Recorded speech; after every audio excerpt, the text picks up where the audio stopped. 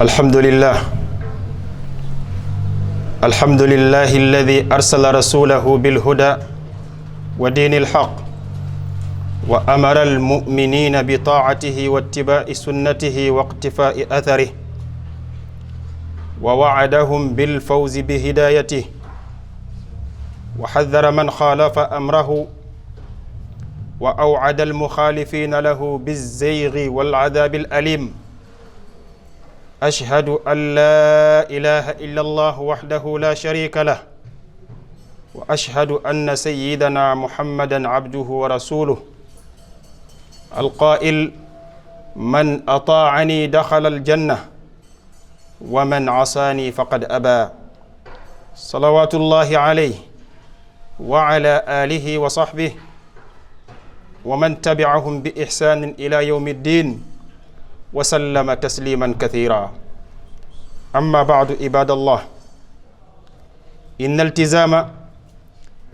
الالتزام بالسنة هو التمسك بهدي النبي صلى الله عليه وآله وسلم في الأقوال والأفعال والتقريرات ظاهرا وباطنا، وفي المعتقدات والعبادات والمعاملات والأخلاق. فالسنة هي الطريق الواضح الذي رسمه لنا رسول الله صلى الله عليه وسلم لنصل إلى رضا الله تعالى، وهي التطبيق العملي للقرآن الكريم، والالتزام بها واجب شرعي بنص القرآن، وأصل من أصول الدين، وسعادة المسلم في الدنيا والآخرة مرهون به. عباد الله، لقد أوجب الله تعالى طاعة نبيه في آيات كثيرة، منها قوله تعالى: من يطع الرسول فقد أطاع الله. فقد قرن الله سبحانه وتعالى في هذه الآية طاعة الرسول صلى الله عليه وسلم بطاعته سبحانه. ومنها قوله سبحانه وتعالى: وما آتاكم الرسول فخذوه وما نهاكم عنه فانتهوا. وقوله في التحذير من مخالفته صلى الله عليه وآله وسلم والتوعد بالمخالفين بالسنة بالفتنة والعذاب، فقال: فليحذر الذين يخالفون عن أمره أن تصيبهم فتنة أو يصيبهم عذاب أليم. وفي نفي الإيمان عمن لم يحكم بحكم النبي صلى الله عليه وآله وسلم، وقال تعالى مقسما بنفسه على ذلك: فلا وربك لا يؤمنون حتى يحكموك فيما شجر بينهم ثم لا يجدوا في أنفسهم حرجا مما قضيت ويسلموا تسليما. أيها المسلمون، ومن الأدلة في السنة قول النبي صلى الله عليه وآله وسلم: ألا إني أوتيت القرآن ومثله معه. أخرجه أبو داود من حديث المقدام ابن معدي كرب. وقد أمر النبي صلى الله عليه وآله وسلم الذين يعيشون من بعده فقال: فإنه من يعش منكم فسيرى اختلافا كثيرا، فعليكم بسنتي وسنة الخلفاء الراشدين المهديين، تمسكوا بها وعضوا عليها بالنواجذ. وفي التحذير من الابتداع قال النبي صلى الله عليه وآله وسلم: من أحدث في أمرنا هذا ما ليس منه فهو رد. رواه البخاري. وكان السلف من الصحابة والتابعين شديد الاتباع والتمسك بسنة الرسول صلى الله عليه وآله وسلم، وقد ضربوا في ذلك أروع النماذج في مواقف مشرقة تشهد بذلك. كان الصحابة رضي الله عنهم يمتثلون لأمر النبي صلى الله عليه وآله وسلم فور سماعه دون تردد، كما فعلوا ذلك في تحويل القبلة وترك الخمر. وقد استدل ابن مسعود رضي الله عنه بوجوب اتباع السنة من القرآن عندما لعن الواشمات، فلما سئل عن ذلك قالوا: أين ذلك في كتاب الله؟ قال هو في قوله تعالى: وما آتاكم الرسول فخذوه وما نهاكم عنه فانتهوا. وما قصة خلع النعل في الصلاة عنا ببعيد. وكان ابن عمر رضي الله عنه يتبع أثر النبي صلى الله عليه وآله وسلم في سفره، وينزل في المواضع التي نزل فيها حبا وشوقا واتباعا للنبي صلى الله عليه وآله وسلم. وهذا الإمام الشافعي يقول: أجمع المسلمون على أن من استبانت له سنة رسول الله صلى الله عليه وسلم لم يكن له أن يدعها لقول أحد من الناس. وقال الإمام مالك: السنة سفينة نوح. وقال الإمام سفيان الثوري رحمه الله: استوصوا بأهل السنة خيرا فإنهم غرباء. وقال شيخ الإسلام ابن تيمية رحمه الله: عليك بأدبين، أحدهما أن يكون حرصك على التمسك بالسنة باطنا وظاهرا، وفي خاصتك وخاصة من يطيعك. أيها المسلمون، إن لاتباع النبي صلى الله عليه وآله وسلم واقتفاء أثره أهمية كبيرة، منها أن السنة مصدر للتشريع، فهي الوحي الثاني المبينة لمجمل القرآن المفصلة لمحكمه. إنها دليل على محبة الرسول صلى الله عليه وسلم. الالتزام بالسنة دليل على محبة رسول الله صلى الله عليه وآله وسلم. قال الله تعالى: قل إن كنتم تحبون الله فاتبعوني يحببكم الله ويغفر لكم ذنوبكم. وقال سبحانه وتعالى في كونه سببا للهداية والاستقامة: وإن تطيعوه تهتدوا. إنه الالتزام بالسنة يحفظ المسلم من البدع والانحرافات. الالتزام بالسنة سبب للفوز في الدنيا والآخرة، ومخالفة السنة سبب للشقاء والغواية، وهو أيضا طريق للسعادة الحقيقية في الدنيا والآخرة. ومن مظاهر الالتزام بالسنة أيها المسلمون اتباع الهدى ظاهرا وباطنا، فالاقتداء بالنبي صلى الله عليه وسلم في عباداته وأخلاقه ومعاملاته وسلوكه، وتقديم قوله على قول كل أحد. ومنها تعلم السنة ونشرها، والاعتناء بدراسة الأحاديث الصحيحة ونشرها بين الناس بالحكمة والموعظة الحسنة. ومن مظاهر الالتزام بالسنة اجتناب البدع والحرص على التمسك بما كان عليه النبي صلى الله عليه وآله وسلم، وترك المحدثات في الدين. ومنها العمل بها وإحياء المهجورة منها، تطبيق السنن، الرواتب والنوافل والآداب في الأكل والشرب والنوم والذكر وغيرها، والتمسك بها حتى لو هجرها الناس. أيها المؤمنون، إن للتمسك بالسنة النبوية ثمرات في حياة المسلم، ومن هذه الثمرات عصمته من الفتن. إن الالتزام بالسنة النبوية يعصم المسلم، وهو جنة حاضنة له من الفساد والمحدثات. ومنها نيل محبة الله تعالى، فالتقرب إلى الله سبحانه بالنوافل والسنن يؤدي إلى محبة الله سبحانه وتعالى للعبد، كما ورد ذلك في الحديث القدسي: وما يزال عبدي يتقرب إلي بالنوافل حتى أحبه، فإذا أحببته كنت سمعه الذي يسمع به، إلى آخر الحديث. ومنها الهداية والمغفرة. إن الاعتصام بالسنة يضمن للإنسان عدم الضلال أبدا. بارك الله لي ولكم في القرآن، ونفعني وإياكم بما فيه من الآيات والذكر. أقول ما تسمعون، وأستغفر الله لي ولكم ولسائر المسلمين، فاستغفروه من كل ذنب، إنه هو الغفور الرحيم.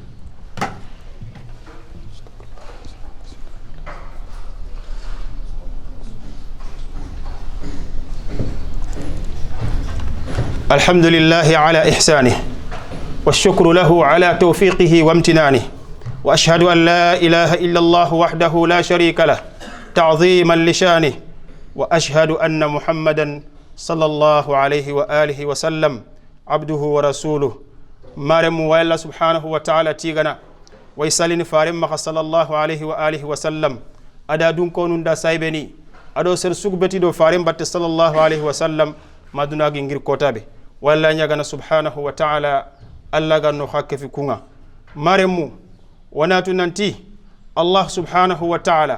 ada annabi nyimmen qayna nyanga na nyongo daga kande nya ada annabi nyimmen qayti dinan po tongunte nya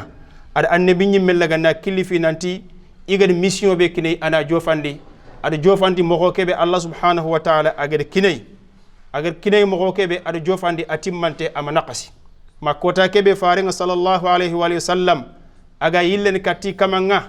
ada Allah ada sahibe ni cedandi nanti igadi kebe idagari idi jofandi ba iti ahanke anu jofandi ata allahumma angan na sede maremu way salini ke ngannabi nyimme ma khadi dun ko no da saybeni ado sir sure su tokki dibate annabi nyimme ke sallallahu alaihi wa alihi wa sallam alla da ya suganti nanya ya mexe ko mondanga alla da ya suganti nanya kharam mako muslimon danga agi tuwindi ni idina nga adi ya ada ya sugandi nanya ngi danga ya mako iga fube tongondi ni isondo mun no aqidan kara ada ya nyangi danga ya xamako iga Allah subhanahu wa ta'ala batte mo kebe ad faare nyanya soro ndanga ya xamexe jikunin karanga ado comportement maremu hade marem men kunga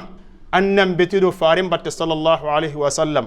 aqidan kara nam betido faare batte sallallahu alaihi wa sallam betiyunga nam betido faare batte sallallahu alaihi wa sallam jikuninga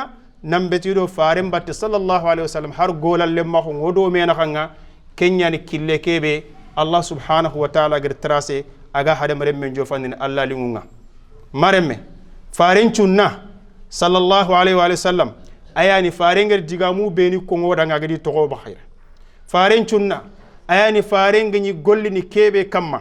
kataga fatin faren chunna ayani farenga saibeni muslimon ngor fini beni kamma igeri de beri ti meni faring sallallahu alaihi wasallam ageri ikhire ikamma agami girindi kamma kunya to on faring chunna sallallahu alaihi wasallam idan kenga khoyogor ko mogobe anyana gelle anga kebe tapan chondomme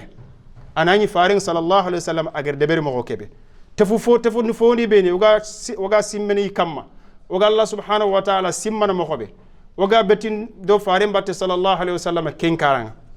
ado oga simmene lahara kamma mo hokebe faring sallallahu alaihi wasallam agaro kharangun mo simmene lahara khibaren kundunya bawun fube ga lahara hada mare men to anandan kumpanya fube ga malaika nun khibaren anandan kumpanya idan serenga mo gon tamma alla ga simmene kun kama khwanyi megar simma mo be gantan na botido faring batte sallallahu alaihi wasallam kundunya na khadi betiku oga alla mbatu ko beni de berni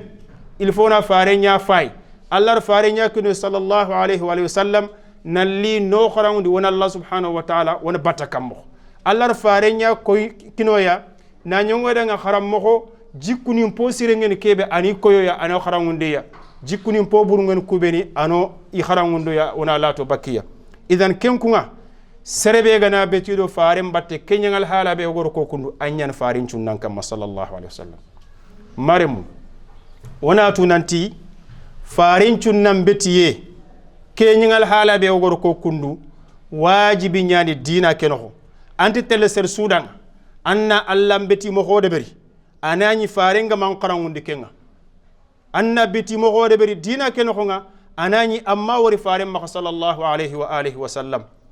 bawnu alla da yakino nan tanya nyi ngoda nga kharam mo faren sunnan sallallahu alaihi wa sallam qur'ani do kebe geri faren nyali na bagando da nga gollu no kenku nga seresu anti telle andanga annalla botutu arai anti telle andanga annalla botutu yindun cimme aga waqqa faringa sallallahu alaihi wa alihi wa sallam wana tunanti nambetudo farin cun nambatte sallallahu alaihi wa sallam ayani garanti be ga hada maremme nduna dul lienga as ay wuli lingon taxunga aga garanti anda al nambetudo farin cun nambatte sallallahu alaihi wa sallam ayani aljanna loyenga ayani garanti hada maremme nda ser sugana alla botu mo hotana kamma aga feti fare ngaran qarangude mo xobe annatu nanti Allah te nyana bak siratul mustaqim kebe ga hadamare men jofana aljanna. Allah subhanahu wa ta'ala wajibindo kamma qur'ana kalati ibe ga na fare mbotu ay khandi ke Allah subhanahu wa ta'ala botu ken ku ngamare me Allah fagar fare mbotiye ar siti dike batte nya batte sasa angana yemu lanna Allah botu su labudan na wardo fare nya batte sallallahu alaihi wa alihi wa sallam. Allah ko wadan qare nanti fare ngana fube kin khay khatigiti kenga agana khanya amerikebe khari kenya de beri khagana khagongo magar khakaba baka fube khalatu baka ken. Idan fare sallallahu alaihi wa sallam ayani kharangundana ayani yakhmekhe kemenenga subhanahu wa ta'ala serebe ni ga fare nchokhini sallallahu alaihi wa alihi wa sallam adi mabanyata khundi kane nanti soronga ina du korosi fare nchokhienga sallallahu alaihi wa sallam kudo fitna nam makhadegi kita tuwanunti fitna kebe ga yere ayani sankuyem fitna walla khanallo sirku no serebe angame betido fare mbatte sallallahu alaihi wa alihi wa sallam ayko ancanku bak killen kam maken kan fitna nya kenya na laga dali falyahdhar alladhina yukhalifuna an amrihi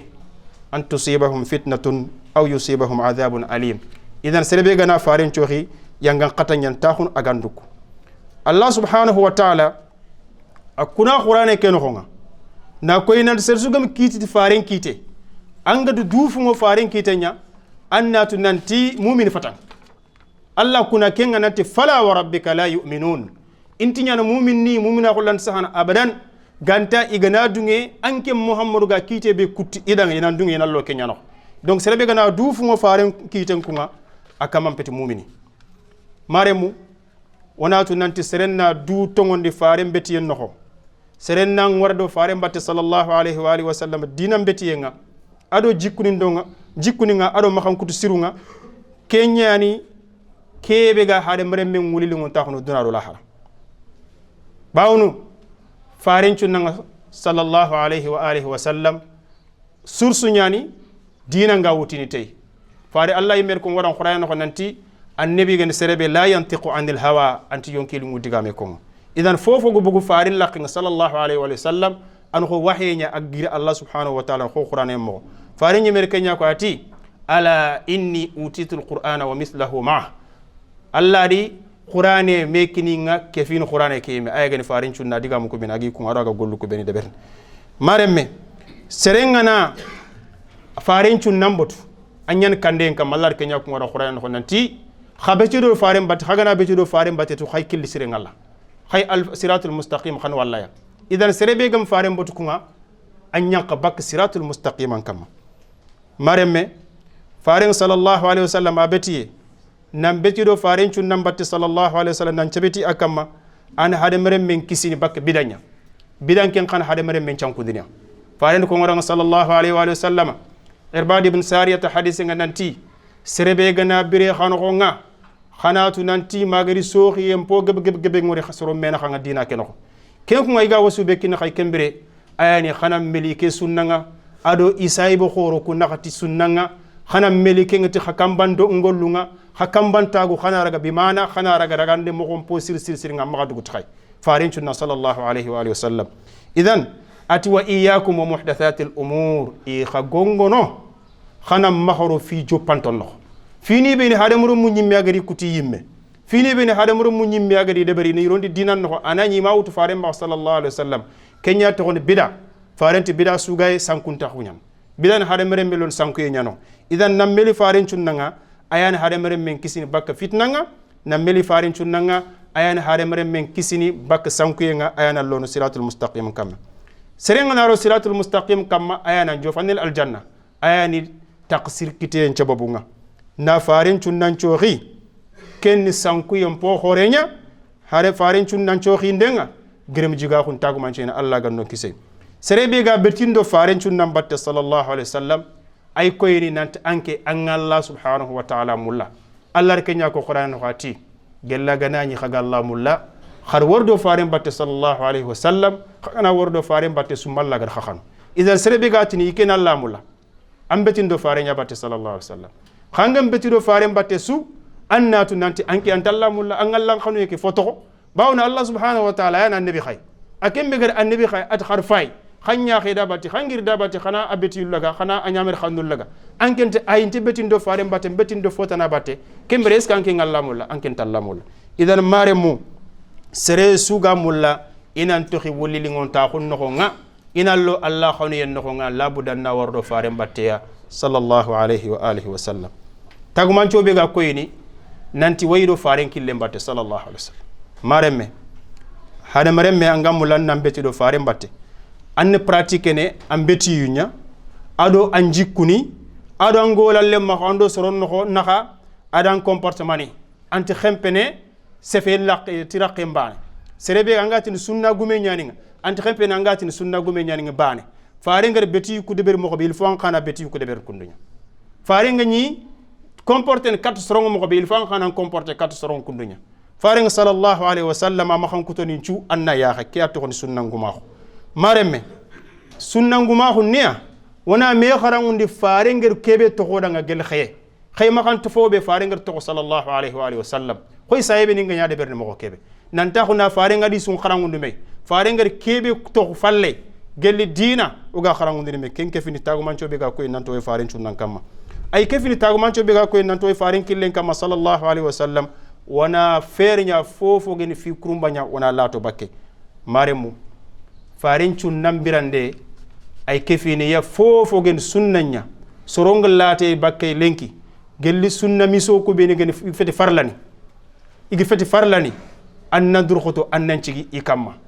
wana faren chay benin pay sallallahu alaihi wasallam wa radiyallahu anhum ikummeni faren chokhini tarafat al-ayn faren ngani nyamertu fofo hari gantu mana kitwe in faren batti diga me ke ya sallallahu alaihi wa alihi wasallam ay kefini kuntagu mancho be ni ga koy nanti ikunni battana khoron nyado faren batte sallallahu alaihi wasallama faren sallallahu alaihi wasallama agani sallini misiden no nga igati qiblam paraxi non dono nga faren ngari yimmen koy nokko be igati koy i khari yimmen pilin kado faren batte sallallahu alaihi wasallam nyameri ngir allah subhanahu wa ta'ala nanti na dolo ngara kendi ma dolo minne nyima ko jimminne mo nya faren ngari na kongire nga nanti allah haram hakama khana dolo mini idi fofo ge ma lalludo ta ko fodi su idolo ni ngeno ko ida susu jox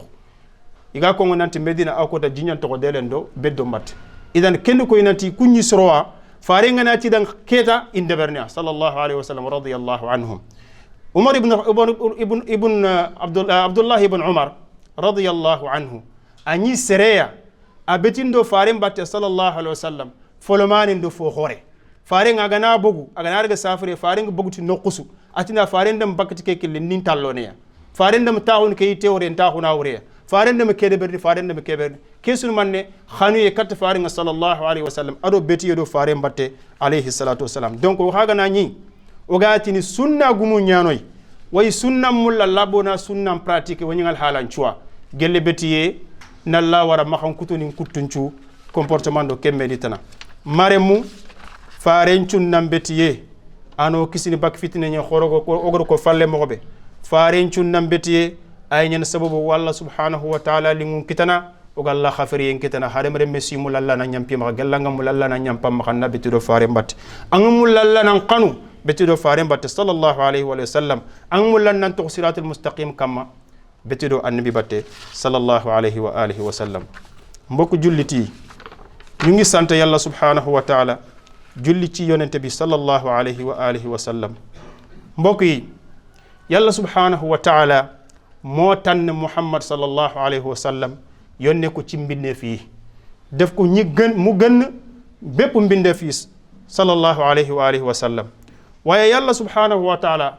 lu mu bëgg ci ñun mooy ñu topp yonente bi sallallahu alayhi wa sallam topp yonente bi sallallahu alayhi wa sallam mooy lan li yonente bi sallallahu alayhi wa sallam wax li yonente bi sallallahu alayhi wa sallam daan def ci comportement li yonente bi sallallahu alayhi wa sallam daan def ci jaamu yàlla subhanahu wa taala ñu roy ko ci loolu ci ab jikko ci jaamu yàlla subhanahu wa taala loolu moo tudd sunna kon sunna mooy lan yoon bi nga xam ne yonente bi sallallahu alayhi wa sallam moo ko rëdd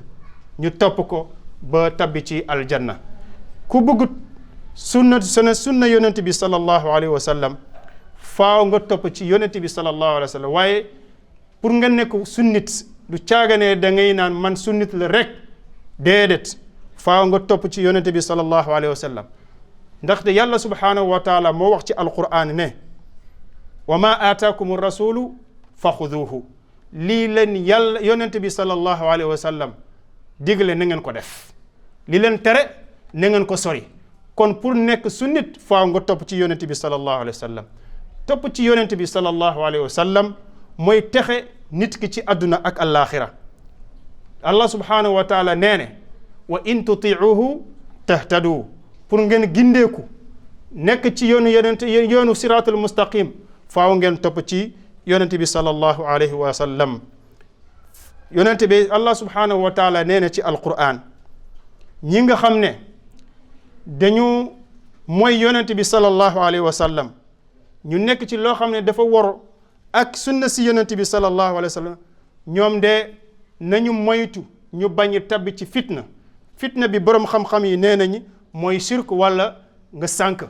kon kii dul topp yonente bi sallallahu alayhi wa sallam boo moytul da ngay sànk te boo sànk nag da ngay tabbi ci jahannam yal nañ yàlla musal ci loolu yonente bi sallallahu alayhi wa alihi wa sallam sunna si yonente bi mooy ñu topp ko ci suñu comportement yonente bi sallallahu alayhi wa sallam nee ne ala inni utiitu alqur'ana wa mislahu nañu xam ne sunna nekkul loo xam ne bu la neexee nga def ko bu la neexee nga bàyyi ko déedéet sunna lu war la parce que sunna dafa mel ni alquran loolu la yonente bi sallallahu alayhi wa sallam mu ne yàlla jox na ma loo xam ne mu ngi mel ni alquran kon fekkente ne da ngay topp ndigalu yàlla subhanahu wa taala ci alquran nga topp tere wala nga moytu tere yonente yàlla subhanahu wa taala ci alquran li la yàlla tere ci alquran yaa ngi koy sori faaw nga sori li la yonente bi sallallahu alayhi wa sallam tere parce que loolu dafa mel ni alquran benn la topp ci yonente bi sallallahu alayhi wa alihi wa sallam dafa nekk loo xam ne mooy tax nit ki texe ci àdduna ak alaxira annabi sallallahu alayhi wa sallam nee ne man ahdatha fi amrina hada ma laysa minhu fa huwa raddun ku nekk ci diine ji di jaamu yàlla sabab nit ki dugg ci safara te yaa ngi doon jaamu yàlla subhanahu wa taala benn xadis yonent bi sallallahu alayhi wa sallam nee ne ëllëg moom bu muy taxaw dafay am benn mbooloo bii ñëw malaayka yi di taxaw seen diggante ak moom yonent bi sallallahu alayhi wa sallam neen malaayka yi lan moo tax ngeen dàq yii ñu ne ñii de est-ce que ñoom bokkuñu suñu sama xeet dañoo bokk ci sama xëy bàyyi leen ñu ne déedéet da nga xamul nii lan la ñuy renouveler lan la ñuy def sa ginnaaw bi nga faatu ba pare kon loolu lu muy wone mooy ki nga xam ne mu ngi jaamu yàlla subhanahu wa taala ci technique boppam toppul ci yonente bi sallallahu alayhi wa sallam wala mu ngi topp ci li maamam wax kon kooku bu ñëwee ci alaxira yonente bi sallallahu alayhi wa sallam mu ngi koy bëgg mu bokk ak moom waaye moom feneen lay dem yal nañ yàlla musal ci loolu lan moo ko waral mooy def bidaa sori ci sunna yonente bi sallallahu alayhi wa alihi wa sallam kon ci gàttal nañ ñaan yàlla subhanahu wa taala mais ñu dégg ak topp mu saxal ñu ci topp sunna si yonente bi sallallahu alayhi wa sallam rabbana atina fi dunya hasana wa fi al-akhirati hasanatan wa qina adhaba an-nar rabbana la tuzigh qulubana ba'da idh hadaytana وهب لنا من لدنك رحمة إنك أنت الوهاب اللهم اجعلنا هداة مهتدين غير ضالين ولا مضلين متبعين لسنة نبيك عاملين بها ثابتين عليها اللهم ارزقنا حب نبيك واتباع هديه واجعلنا من أهل شفاعته يوم القيامة اللهم احينا على سنته وامتنا على ملته واحشرنا في زمرته وأسقنا من حوضه شربة هنيئة لا نظمع بعدها أبدا عباد الله إن الله يأمر بالعدل والإحسان وإيتاء ذي القربى وينهى عن الفحشاء والمنكر ولذكر الله أكبر والله يعلم ما تصنعون وقوموا إلى صلاتكم يرحمكم الله